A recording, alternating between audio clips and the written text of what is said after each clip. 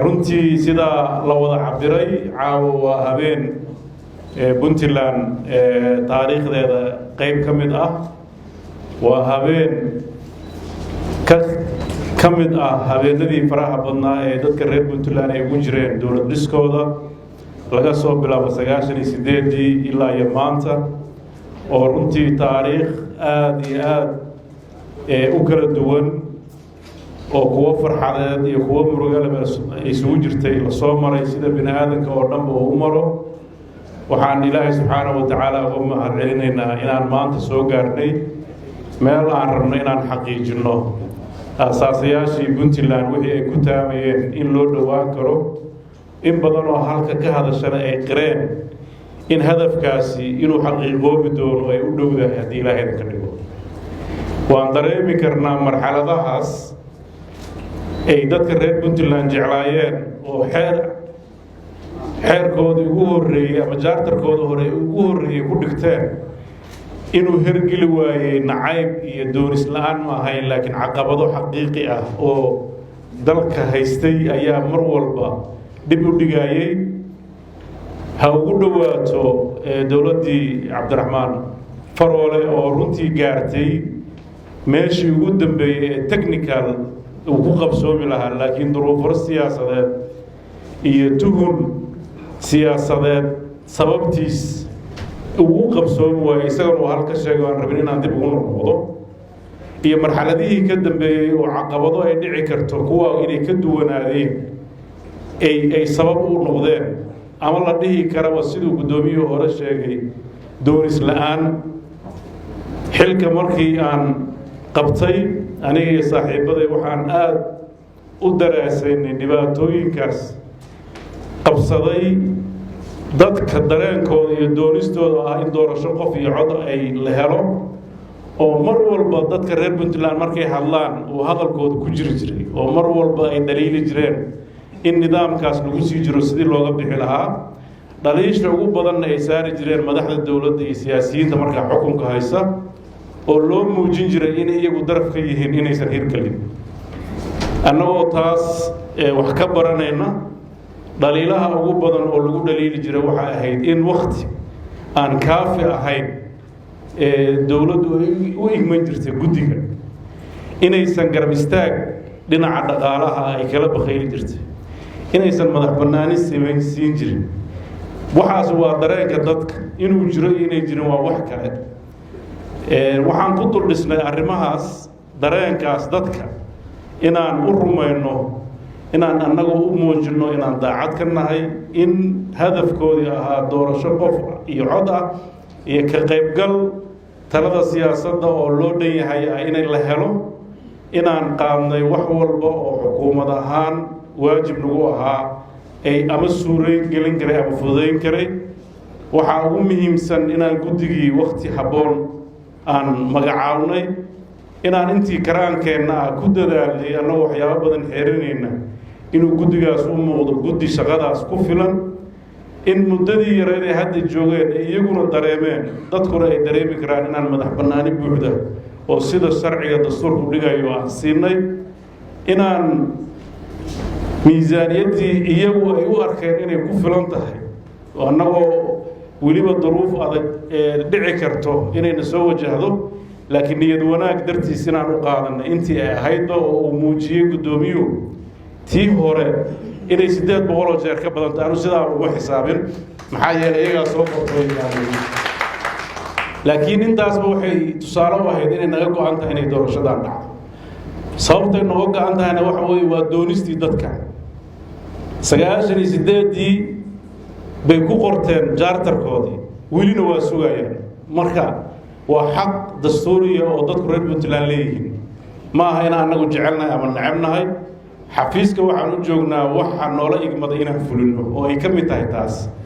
marka ilaahay idinkiisa waxaan rajaynaynaa inay arrintaasi hirgasho oo ay ku hirgasho waqtiga iyagu hadda ay qorteen iyo sida ay u qorsheeyeen oo runtii aan dhihi karo si aad u qurux badan oo maangal ah ayay ahayd iyadoo oo aysan ka marnayn inay caqabado imaan karaan laakiin waxaan rabaa caqabadahaas imaan kara in loo wada joogo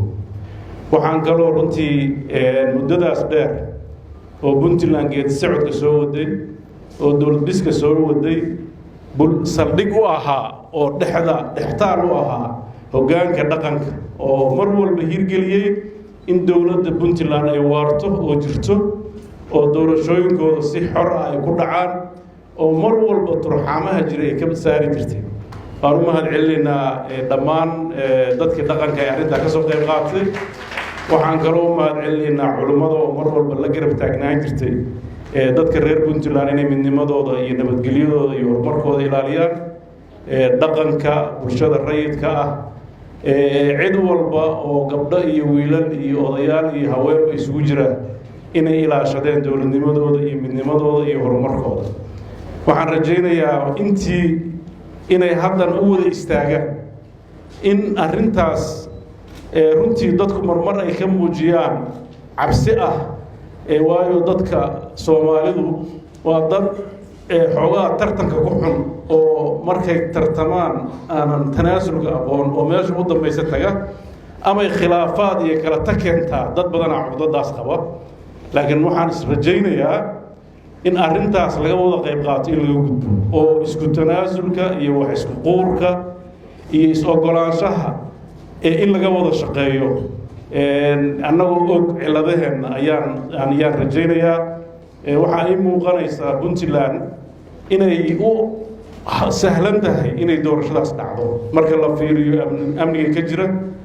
marka la fiiriyo doonida dadka marka la fiiriyo imkaaniyaadka dowladeed ee aan hadda haysano intaasba waxay suuragal ka dhigi karaan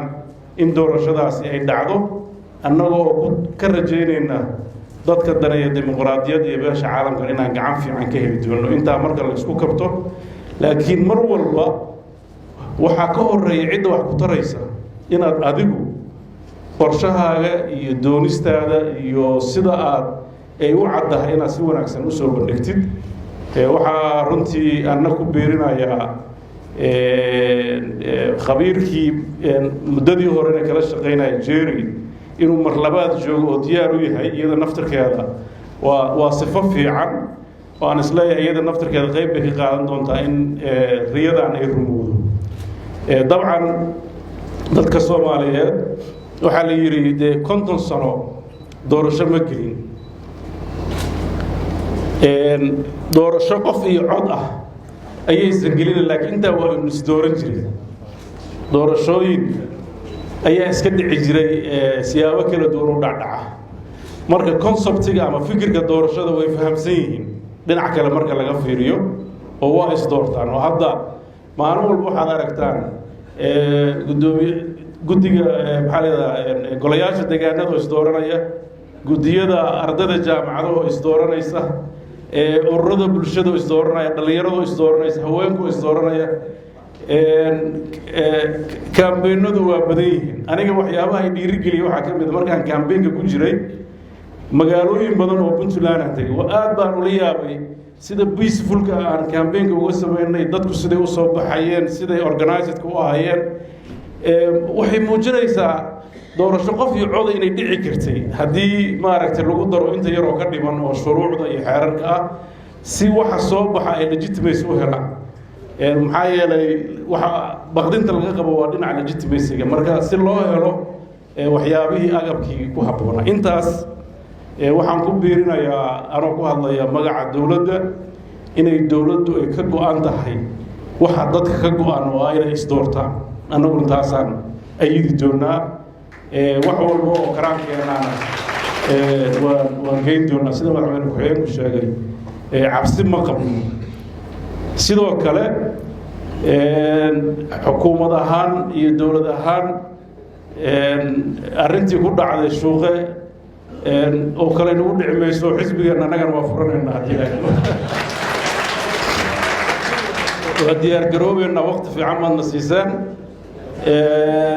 inta dowladda ah waa diyaar intiina kaleeta albaabada waa inii furay haddaan nagala qayb galaysaan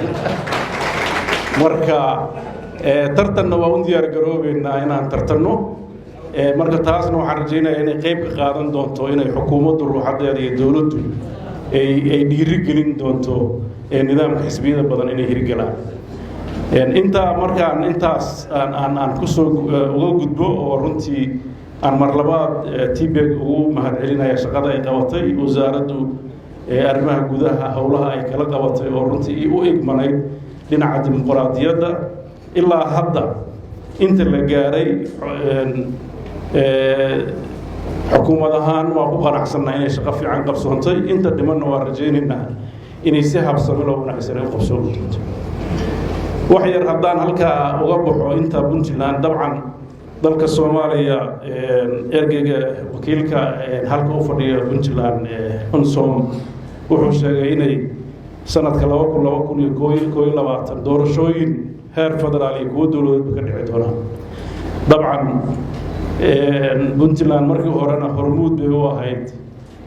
dowlad dhiska iyo guud ahaan Puntland iyo Soomaaliya haddana nidaamkan waxaan rajaynayaa inuu noqdo doorasho sax ah inay dhacdo hadda waxa ay noo sheegeen shuruudaha oo waqtiyeysan iyo xilliyada iyo sida ay wax noqonayaan iyo processka oo dhan xilli goor hore ah runtii iyada oo doorashadii federaalku hal sano ka dhiman tahay ilaa iyo hadda wax cad oo la yiri sidaasaa doorasho u dhacaysaa lama hayo Puntland waxaad ogtihiin 2012 shirarkii Garowe 1 iyo 2 iyo waxyaabihii socday waxa aad loogu celcelin jiray nidaamka 4.5 laga guuro dastuurkii markii si gumeel gaar loo ansixiyay 2016 waa la gaari waayay mar labaad Garowe waxa lagu saxiixay heshiis muujinaya inaanan dib dambe loogu soo noqonayn nidaamkaas hadda hal sano ka dhuwan tahay ayaa baarlamaanka ka doodaya see wax noqonaya oo gudiyo baaritaan ka sameeyay sida doorasho u eg tahay runtii annaga ilaa hadda Puntland waxaan rabaa inaan idin sheego waxa xamar ka socda ama gudiyada leeyihiin waa soo bandhigay wax qayb aan ka nahay mar gudi baarlamaanku uu qabtay halka yimid waa jiraan dad Soomaaliyeed way yimaadaan waan is aragnay laakiin mowqif dawladda Puntland ay ka leedahay maxaa yeelay wax rasmi ah oo la soo gudbiyo ama preparation kama muuqdo sanadka ugu dambeeyay doorasho la qabanaya 4.5 kiina laga tagi maayo qof iyo cod waa la qabanaya sida isu gali karaan anu wali aad uma fahmin hadii la leeyahay doorasho la qabanaya 4.5 chapterkeeda waa inuu xirmaa hadii la leeyahay ma xirmi karo hadda anagu dad Soomaali ka duwan manino xal dastuurka waa ogolnahay hal isu yimaado bal hal wada hadlo marka xagee la aadaya wada kale oo saddexaad aan iyo muuqdo hadii la leeyahay qof iyo cod oo la yaqaan sida hadda sheegeen oo seejooyinkii iyo degmooyinkii iyo meelihii la dhigay ee cad wax cad la keen waayo waxa ku xigta waxa weeye in la yiraahdo maxaa ku xigo la aadaya laakiin waxyaabaha hadda aan maqlayo oo isku dhex jira oo aan moodi saarar dad tolanaya dabcan de Puntland uma qalanto suuragalna kama aha waxa noocaas kale in qayb ka noqoto laakiin waxaan inii sheegayaa codka Puntland waa inuu mar walba noqdaa mid ka qayb qaadanaya dhismo Soomaaliyeed oo midnimo iyo cadaalad iyo federaal ku dhisan waxaan aad runtii madaxweyne Faroole inta ma ogeyn uu lahaa wixii halka ka jiray qoliyaha xamar joogay qofka xukunka marka hayo xog badan buu ogyahay nimankii xamar jooga tuuriyada halka wax ka waday haddee kursigaas ama la cilad iska loo ciladii oo kale wali waa jirtaa oo hadda ruuxadeena dimuqraadiyiintan iyo waxaan aan wadno waan ka baqayaa in maaragtay wax ku soo dhuudhuuntaan oo cid aanan u arkayn inay dhacdo diidan iyo waxyaabahaas iska dhici karaan laakiin waxaan uga gudbaynaa dulqaad iyo sabir waxaan u cadaynayaa reer Puntland iyo Soomaaliba kursi jujub lagu helo sidiisaba cid kasta oo jecel inay tartan iyo doorasho ka qayb gasho Ilaah baa bixiya Rabbi ha ku kalsoonaadaan dadkooda si wanaagsan ha ugu soo bandhigaan inay u rabaan inay u shaqeeyaan oo kaliya hana u daayaan maaragtay awoodda inay ogolaadaan inay diidaan laakiin kuwa isbadbadoobeynaayo oo askar iyo buuq iyo qaraxyo iyo hadda waxa maqlaaya nimanka xataa shabaabka waa contractor bay noqdaan waa kireysan kartaa sidaas nabad ma aha halkaas laba bumbo ku tuur ya waxyaabo noocaas xataa waa la sheegay marka cidii isku dayaysa inay khalkhal dad geliso أما أمن الدراء أبورته أما أمضة الجناشة هذا أي ماركت خلق الجليسو أما أركت السياسة ده وأن مش أقول إن سو إكسبورت جريسو وحاصلاً وقت بيدتك كدي ليان موياني نتيجة مرة ليان قيا مجرد مركوحان كبر رجلا يا أو كبرنا يا دمان سياسيين تيدتك الصوماليات إن سمير قبطة دل كان دريس اللغة تليه سمير قبطة دل كان دريس اللغة تليه ومستقبل كيسة إيه مستقبل قدتك الصوص عضا سي نيد وناكس اللغة تليه حيا لي وأنقف لنتهي صدق صنع سيدا أنو أجنه دولة حمو deganaansho la'aan amni xumo adduunkii oo qadarin waayay hadda waxa laga lahaa waa la aamini waayay Soomaaliya inay dimuqraadiyad sameeyso beesha caalamka waa frustrated 3 sano waxa looga qaadanayaa lacag dimuqraadiyad baa sanadka u dambeeya wax leeyahay hirgeliyo hadda waa inii sheegay guddiyo eedaas aan ilmo wadaagi doono waxa aydan qaban karin lacag ku qaadanin kubaa fiican waxa mashaariicda qaadanaysan ha noqotaan waxa fulin doonto yeysan noqon inta dadka adduunka hadda waa la bartay PowerPoint iyo proposal fiican oo dadka lagu maaragtay shaxaado yeysan u ekaanin waxaan qabaa waxa u gudbinaysaan ha noqotaan wax xaqiiqo oo hadhow aad qaban doontaan oo sumcadna idinka inii soo jeedi doonta Puntland sumcad u soo jeedayso waa nasiib darro maaragtay in guddiyada qaybtood hadda guddiga doorashooyinka ee federal mararka qaarkood aan waxaan kala garan waayaa guddi madax bannaan inuu yahay iyo guddi dawladda ka tirsan inuu yahay shirarka caalamiga ka qayb galaa afka dawladdu ku hadlaayo dawlad goboleedyadu dhaliilaa mararka qaarkood waxaa is leedahay ma fahmi kartid mararka qaar waxa leeyahay maxaa dimuqraadiyadda uga qayb qaadan weydeen hadda dimuqraadiyaddu xagee taallaa marka waxaan u baahannahay sidii halka laga sheegay xisbiye markii la furto oo sharciga la ilaaliyo dadka laba xiri doono runtiina nin baa daadi dadka la xiraayo wixii sharciga dhaafo waa la xiraaya laakiin ninkii sharciga ku socdo ninna xiri kari maayo maxaa awoodda sharciga ilaalinaysa marka waxaan rajaynayaa dad sharciga u hoggaansan baa Puntland dhaqan ahaan lagu yaqaanay aan u ekaano dad sharciga ilaaliya magaalooyinkii shalay diidanaayo qarnay bursaaraxna hadda ha sii diyaar garoobaan doorashada soo socota si aynu u diidin dowladahaas cabdiraxmaan isaga naftarkiisa waxaa lagu dhaliilayay waa waxba u qarsanayaa loo arkaayo markaas orod baa ku jiray marka waa la isku dheganaa marka aan waxay ila tahay inaan ka gudubno tuhunka siyaasadeed aniga shakhsiyan waxaan u rajaynayaa dadka reer Puntland inaysan lahayn khiyaar kaleeto oo ah inay isdoortaan iyo wixii doorashadaas ku guuleysay inay ixtiraamaan oo kula shaqeeyaan wax ka duwan oo hadda ii muuqda ma jirto marka waxaan rajaynayaa in arrintaas ay noqoto mid sax ah oo noo horseeda deganaansho siyaasadeed iyo barwaaqo iyo inaan ummadeenna u shaqeyno aad baan ugu mahadcelinayaa inta maanta ka soo qayb gashay hadallada quruxda badan ka soo jeedisay muujiyay dareenkooda ah inay diyaar u yihiin waxaan aad ugu mahadcelinayaa